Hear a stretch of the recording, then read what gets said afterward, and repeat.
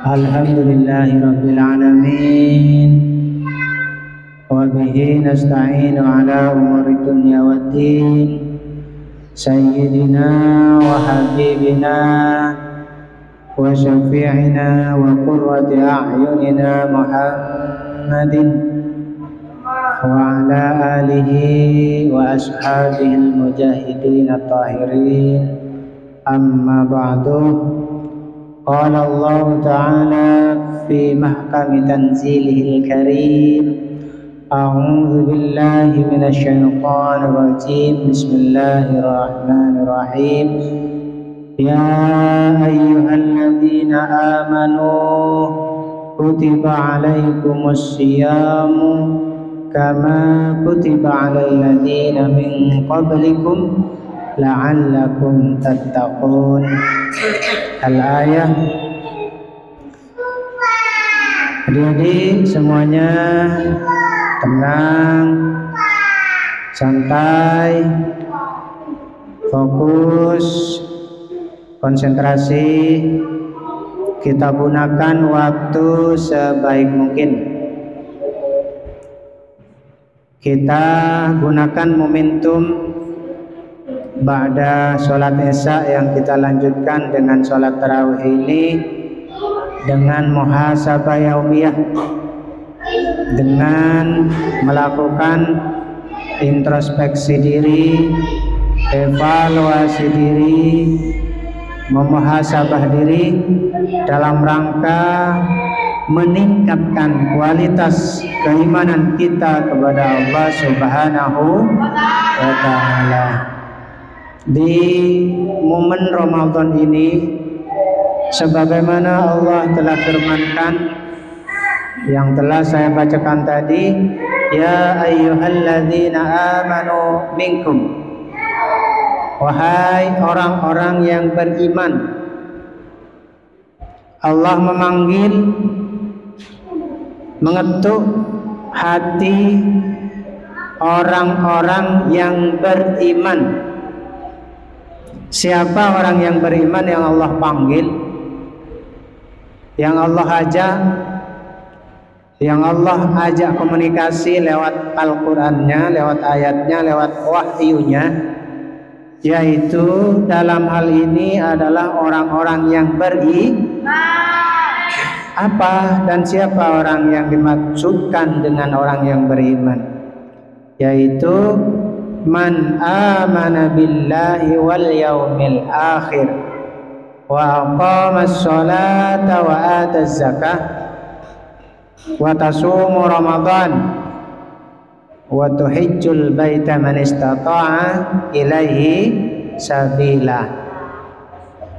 Orang yang Allah panggil yang pertama, orang yang beriman, yaitu orang yang percaya bahwa tiada Tuhan selain Allah. Kalau orang Islam, orang yang beriman pasti sudah yakin dan kita afirmasikan setiap hari 5 kali, bahkan setiap habis sholat dengan mengucapkan la ilaha illallah. Mulai kecil bahkan kita dengarkan, kita lantunkan la ilaha, tiada ilah, Tuhan itu tidak ada kecuali Allah. Artinya apa? Secara implisit, secara tidak langsung, Allah sudah mengatakan dengan tegas, kalau sudah tidak ada Tuhan selain Allah, berarti tidak ada agama selain Islam. Jadi menurut Allah Subhanahu wa Ta'ala, agama satu-satunya agama yang baik benar dan agama yang paling benar dan satu-satunya agama yang ada sebenarnya hanyalah agama Islam. Kata lainnya apa? Tidak ada lainnya. yang dibikin oleh manusia itu sendiri. La ilaha illallah, tiada Tuhan selain Allah. Kita riset, kita buktikan yang namanya Tuhan, yang namanya Allah itu disebut Sang Khalik, yaitu zat yang menciptakan. Khalik ini adalah Allah, Tuhan yang menciptakan makhluk, bumi, langit, manusia, hewan, pohon, laut, semuanya yang menciptakan adalah Allah. Maka selain Allah disebut sebagai makhluk yang diciptakan. Kalau makhluk, sesuatu yang diciptakan, pasti itu makhluk. Manusia siapa yang menciptakan? Allah. Angin siapa yang menciptakan? Matahari siapa yang menciptakan? Laut siapa yang menciptakan? Gunung siapa yang menciptakan? Langit siapa yang menciptakan? Surga siapa yang menciptakan? Neraka siapa yang menciptakan? Patung siapa yang menciptakan? Manusia. Allah tidak menciptakan patung. Sesuatu yang diciptakan oleh Allah tidak berhak disembah. Apa yang diciptakan oleh Allah? Matahari. Siapa tadi yang menciptakan? Allah. Segala sesuatu yang diciptakan atau segala sesuatu yang disebut makhluk tidak layak, tidak pantas, haram hukumnya disembah. Apalagi cuma ciptaan manusia yang mereka konon katanya adalah sakti, ini adalah patung, ini adalah Tuhan. Ada yang bilang kalau di zamannya Nabi Musa itu malah ngangkat sapi dijadikan Tuhan. Kalau di zamannya Nabi Ibrahim, selain patung, selain hewan, juga ada yang menyembah matahari. Ternyata matahari juga lemah, datang pergi dan tidak bisa dimintain pertolongan. Apalagi manusia menyembah sesama manusia, sujud kepada manusia, boleh apa tidak? Tidak boleh. Semuanya yang ada di muka bumi ini, semuanya tanpa terkecuali, kalau manusia yang dilahirkan, berarti ada yang melahirkan. Terus seperti itu, melahirkan. Yang tidak dilahirkan hanyalah Allah. Siapa Allah? Qul huwallahu ahad. Allah itu Maha Esa, tunggal. Allah itu ahadun. Allahus samad, lam yalid wa lam yulad, tidak melahirkan. Allah itu tidak melahirkan karena Allah Khalik yang menciptakan. Dia tidak beristri, dia tidak makan, dia hidup dengan zat dan kondisinya sendiri. Allah Maha Qadim, langgeng. Allah tidak akan pernah hancur, tidak pernah kalah, tidak pernah mati. Allah Maha Qadim, Maha dahulu. Jadi sebelum ada langit, sebelum ada bumi, sebelum ada manusia, sebelum ada hewan, Allah sudah ada lebih dahulu. Bahkan sebelum ada waktu, Allah sudah ada. Bahkan sebelum ada neraka, bahkan sebelum ada surga, Allah sudah ada. Allah ada dengan sendirinya. Itulah Tuhan. Allah yang menciptakan. yang menciptakan. Selain Allah tidak melahirkan, walam yulad, dan Allah tidak dilahir. Allah siapa yang melahirkan? Allah tidak dilahirkan. Allah berdiri sendiri, langgeng, hidup dengan sendirinya, dengan kekuasaannya sendirinya. Selain Allah pasti akan mati. Kullu nafsin dha'iqatul maut. Setiap yang diciptakan di muka bumi ini, setiap yang bernafas, hidup secara abstrak maupun konkret maupun non konkret, hidup secara nyata maupun tidak nyata, hidup yang bernyawa maupun tidak bernyawa, seperti pepohonan, air, matahari, hidupnya tidak bernyawa, tapi dia hidup. Dan semua yang hidup di muka bumi ini suatu saat akan mati. Apalagi cuma sekelas kita hewan dan manusia. Kita dikasih hidup oleh Allah, dibatasi umurnya. Berapa tahun?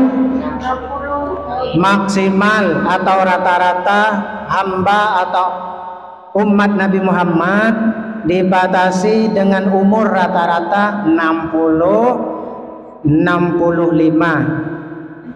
Kalau mungkin dulu kaumnya Nabi Adam, kaumnya nabi-nabi sebelumnya ada yang ratusan bahkan ribuan. Kaum-kaum terdahulu besar-besar, tinggi. Bahkan kalau Nabi Adam atau Nabi Isa kalau hidup di zaman sekarang lalu berdiri, kalau kita ikut berdiri di samping Nabi Adam, kita setingginya kayak di tingginya kaki, mata kaki Nabi Coba di mana mata kaki itu? Kalian tingginya paling seperti itu. Kayak semut. Lebih kecil bahkan. Ketika nanti menghadapi Dajjal ini nanti laut, Dajjal sekarang nggak ada di laut, lagi dibelenggu, lagi dirantai sama Zulkarnain. Laut bagi Dajjal hanya sebetis. Berarti Dajjal besarnya seperti apa? Yang nanti akan keluar Dajjal itu tatkala akhir zaman. Itu kapan yang dimaksudkan akhir zaman? Kapan Dajjal akan keluar? Wakilah di penjelasan beberapa keterangan kitab dan ulama menjelaskan nanti laut ini akan surut, akan habis airnya tatkala dia sudah tidak lagi mendengarkan suara azan. Suatu saat umat Islam akan lalai dengan azan. Masjid-masjid udah sepi, bahkan azan-azan di masjid-masjid akan ditutup sehingga nggak ada lagi suara azan. Karena sudah tidak ada lagi yang azan, juga tidak ada yang maka nanti laut akan terus berkurang, airnya surut habis. Lalu keluarlah Dajjal. Akhir zaman nanti kehidupan manusia ini penuh dengan tantangan dan coba. Maka dari itu kalau kita ingin memperpanjang kiamat, kata beberapa keterangan dalam kitab, tegakkan sholat, lantunkan perbanyak lantunan Al-Qur'an. Selama Islam berdiri tegak, masih ada orang yang soleh, masih ada orang yang melaksanakan sholat, masih ada orang yang azan, yang berani melaksanakan sholat di akhir zaman nanti. Kiamat insya Allah masih diundur, Allah masih memberi kasih sayang terhadap hambanya yang masih melaksanakan sholat. Berarti kiamat sudah dekat apa masih lama? Belum tentu masih dekat. Tidak ada yang tahu 2 tahun, 3 tahun kemudian azan apa masih berkumandang. Tidak ada yang tahu 5 tahun, 10 tahun kemudian manusia masih melaksanakan sholat. Bismillah kalau santri masih mending, itu pun yang bangunin harus teriak-teriak. Kalau santri di pondok-pondok masih mending, masih dijaga, masih ada kegiatan. Coba kalian kalau ada di luar, kira-kira gimana? Kalau di pondok saja sholatnya harus disiram. Ketika di pondok aja, ketika dibangunin 10 kali tidak cukup, 20 kali harus ditarik. Terus kalau di rumah kalian akan seperti apa? Cobaannya ada TV, enak nggak? Main game, main PS, apalagi yang namanya HP, udah khusyuk dengan HP 1 jam, 2 jam, 10 jam, bahkan tengah malam. Ketika subuh mau lor, bahkan tidak iya apa iya? Ada yang ngalamin? Ada yang pernah ngalamin? Ada yang suka HP? Ada yang nontonnya sampai tengah malam? Lelap kalah dengan belum Dajjal. Kalau Dajjal keluar kalian gak ikut Dajjal, digorok, dibunuh. Kalau ikut Dajjal kalian dikasih duit, dikasih susu, dikasih makanan, dikasih kenyang. Yang penting ikut Dajjal masuk kafir. Ikut Dajjal itu diajak menyembah Dajjal, tidak percaya kepada Allah. Ini Dajjal belum keluar, baru keluar yang namanya HP. Rata-rata walaupun santri lebih suka sholat apa suka HP? Alhamdulillah kalau masih peduli dengan sholat. Tapi lihat di rumah masing-masing, terpaksa walaupun kadang ibunya harus teriak-teriak.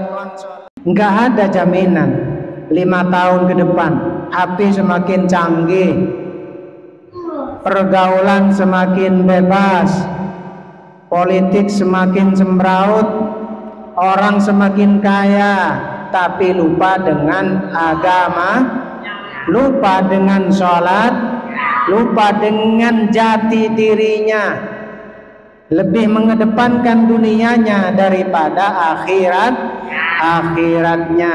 Kejujuran sudah tidak ada, keadilan sudah tidak ada,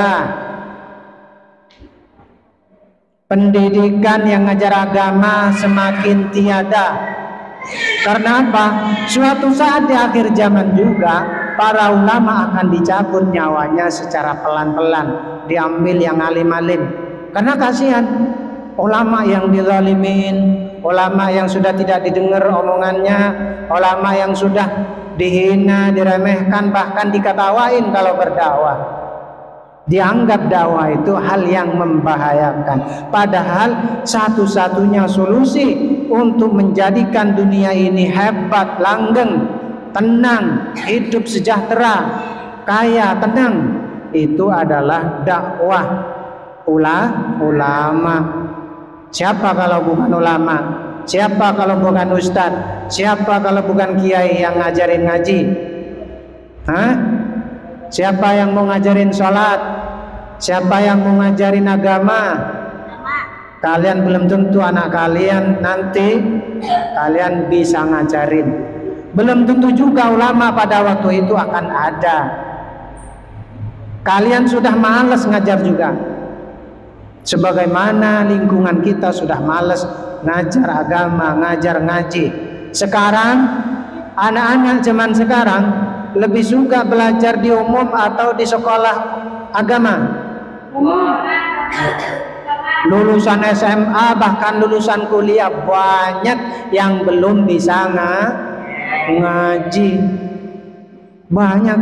Untung kalian masih ada pesantren, untung kalian ada di pondok. Kalau di rumah paling jadi psikopat. Iya benar, ngaku kan? Paling jadi preman. Iya apa enggak? Ngalamin. Paling di kampung goncengan, pacar-pacaran. Paling di kampung telepon-teleponan asik. paling ditelepon, WA-an, HP-an, Facebook-an, Twitter-an, TikTok-an, melet-melet, TikTok joget-joget. Iya apa iya? Orang yang suka melet itu kan anjing. Sekarang coba lihat di TikTok, di Facebook, itu trennya sudah hilang jati dirinya sebagai santri, sudah hilang untuk memperhatikan agamanya, hilang. Oleh karena itu kita mumpung berada di momen Ramadan yang saat ini kita diberikan umur panjang oleh Allah, diberikan kesempatan oleh Allah untuk melaksanakan ibadah puasa. Jadikan puasa ini sebagai momentum untuk kita evaluasi diri, meningkatkan ketakwaan kita kepada Allah, keyakinan kita kepada Allah, keimanan kita kepada Allah. Yakin bahwa semua yang ada di muka bumi ini akan mati kecuali Allah. Kalau sudah mati kita inna lillahi wa inna ilaihi raji'un, kita akan kembali kepada Allah. Oleh kita kepada Allah apa? Pahala yang kita lakukan waktu di dunia. Oleh karena itu kutiba alaikumus syiyamu kama kutiba alal ladzina min qablikum la'allakum di momentum Ramadan ini peluang besar-besaran bagi orang yang beriman, peluang besar-besaran untuk menjadi orang yang meningkat keimanannya kepada Allah. Yang dulunya atau sebelumnya hanya percaya seperti apa Allah itu, bagaimana Allah itu, bagaimana diri kita, bagaimana ciptaan Allah. Kita perdalam, kita muhasabah, kita tingkatkan ketakwaan kita dengan puasa. Jadi insya Allah kalau kita gunakan momentum ini untuk meningkatkan diri kita, mengembangkan keilmuan kita, semangat kita, puasa kita, insya Allah kita semakin menjadi orang yang bertakwa. Apa orang bertakwa? Orang yang bertakwa itu takut kepada Allah dimanapun dan kapanpun. Ada di rumah, waktunya sholat tetap sholat. Ada di pondok, waktunya sholat tetap sholat. Ada di laut, ada di sawah, ada di masjid, ada di mana-mana. Yang diingat adalah sholat. Inna sholata kanat imaduddin. Karena apa? Sholat ini adalah sebagai tiangnya agama. Kalau sholat sudah tidak dilakukan, agamanya hancur. Karena sebagai tiang agama, sebagai kekuatan bahwa Islam agama ini masih tegak, yaitu dengan berdirinya sholat. Oleh karena itu adik-adik semuanya, mari kita tetap mohon kepada Allah, minta kepada Allah, menangis kepada Allah agar kita dijadikan orang yang dipilih sebagai orang yang bertakwa. Ciri orang yang nggak bertakwa seperti apa? Ya sebaliknya. Tahu kalian kalau di pondok, kalau ada ustadznya ngaji apa enggak? Kalau enggak ada ustadznya main apa enggak?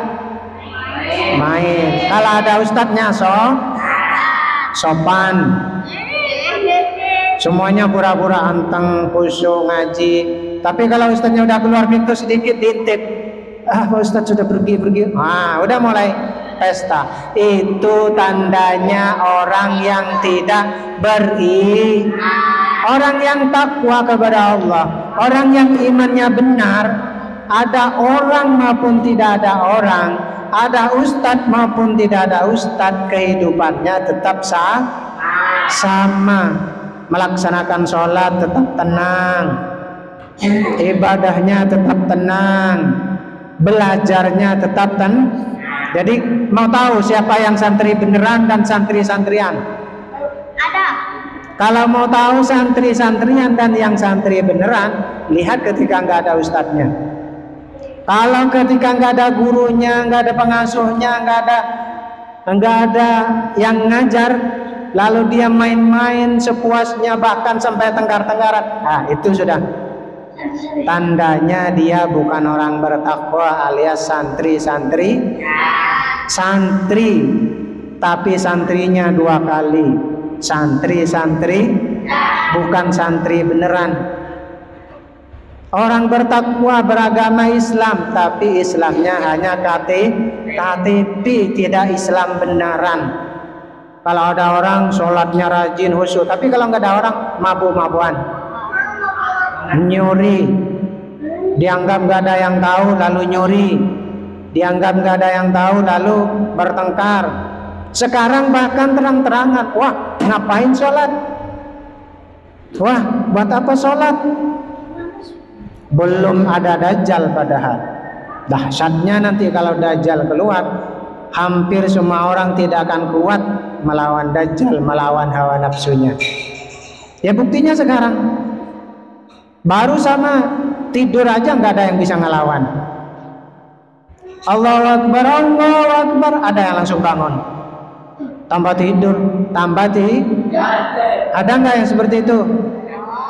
Tahajud, tambah tidur, tambah subuh semakin tidur. Ini tandanya yang namanya santri. Oleh karena itu sekarang sebagai bahan muhasabah, sebagai pertimbangan agar kita menjadi orang yang lebih baik daripada sebelumnya, dirubah, konsisten, istiqomah, belajar mengatur waktu. Waktunya sholat ya waktunya ngaji ya ngaji, waktunya makan ya waktunya istirahat ya istirahat. Jangan sampai waktunya makan main, disuruh main makan, disuruh makan ngaji, itu ngajinya pura-pura, disuruh ngaji bulet. Itu tandanya dia santri-santrian. Yang santri-santrian ini pasti ketika di rumahnya nanti akan lebih parah, lebih parah. Ya untung kalau orang tuanya masih lengkap atau keluarganya masih lengkap. Tatkala kalian lalai lupa dengan sholat, ada yang ngingetin sholat. Coba tiru Hakim yang memberi wasiat kepada anaknya. Tatkala beliau mau wafat, menjelang wafat, apa yang ditanya kepada anaknya? Ma ta'buduna min ba'di. Wahai anakku, ditanya, wahai anakku, setelah aku mati nanti yang akan kamu sembah apa? Ini orang tua yang hebat. Ketika menjelang wafat, menjelang mati, anaknya dipanggil, wahai anakku, wahai putriku, setelah aku mati apa yang kau akan sembah? Kalau sekarang kira-kira kalau mau wafat apa? Wahai anakku, kamu mau kerja di mana? Kamu makan apa? Hah? Bahkan gak diwasiatin anaknya rebutan duit, rebutan warisan. Bukan mikir bagaimana kehidupan kita, agama kita setelah orang tuanya wafat. Oleh karena itu belajarlah dengan serius, belajarlah dengan sungguh-sungguh. Kunci dari kehidupan itu adalah ilmu. Tanpa ilmu kalian tidak ada apa-apanya. Yang membedakan kalian dengan hewan adalah yang membedakan kalian ulama dan bukan ulama adalah siapapun kalian, mau yatim, mau miskin, mau besar, mau kecil, mau ganteng, mau jelek, mau cantik, mau apapun, kalau tidak berilmu kalian tidak akan bisa jadi tidak bisa jadi apa-apa. Mau petani, mau anaknya orang petani, mau orang susah, tapi kalian berubah di pondok, belajar serius-serius, berkembang, pinter, maka nanti ketika besar akan bisa menjadi orang yang hebat, menjadi orang yang sukses. Coba bedakan antara bupati dengan ayahmu apa? Ayahmu kerja apa? Atau ibumu atau keluargamu, bedanya apa? Jualan sate. Contoh ibunya jual sate. Kenapa nggak jadi bupati? Asik. Karena nggak punya ilmu, nggak ngerti caranya, nggak ngerti ilmunya. Kenapa nggak jadi ustadz? Layak kok. Dia mau ngajar apa kalau nggak tahu? Mau ngajar sate. Kenapa nggak jadi pimpinan perusahaan? Ini salah. Hah? Jadi direktur, jadi owner. Kenapa nggak jadi perusahaan direktur PT Semen Gresik gitu? Oh, ayat kerjanya pabrik. Hah? Surabaya. Kenapa nggak jadi yang kayak gitu? Jawabannya adalah karena kalian tidak berilmu, tidak punya cara. Kalau sudah tidak berilmu, kalian pasti tidak akan menjadi orang sukses. Orang yang berilmu saja harus butuh perjuangan, butuh pemikiran, butuh strategi, butuh sistem, butuh ketulusan, keikhlasan dan semacamnya. Ini yang berilmu, apalagi yang nggak berilmu. Nggak berilmu ngatur dirinya nggak bisa. Dirinya waktunya makan nggak bisa makan. Waktunya tidur kadang begadang, karena nggak punya ilmu. Hidupnya sembraut, hidupnya tidak teratur. Kalau orang berilmu pasti bisa mengatur diri. Oleh karena itu adik-adik semuanya, di bulan suci Ramadan ini, insya Allah malam ini adalah malam yang kedua. Semoga kita dijadikan orang yang berilmu, orang yang beriman, orang yang semakin bertakwa kepada Allah. Siap jadi orang yang bertakwa? Siap jadi orang yang beriman? Siap jadi orang sukses? Siap jadi orang hebat? Siap jadi orang pinter? Alhamdulillah. Baik, terima kasih. Setelah ini insya Allah tetap kita melanjutkan segala kegiatan kita, niat ibadah karena Allah. Semoga bermanfaat. Kurang lebihnya mohon maaf. Wah, minni yakum akhiran. Assalamualaikum warahmatullahi wabarakatuh.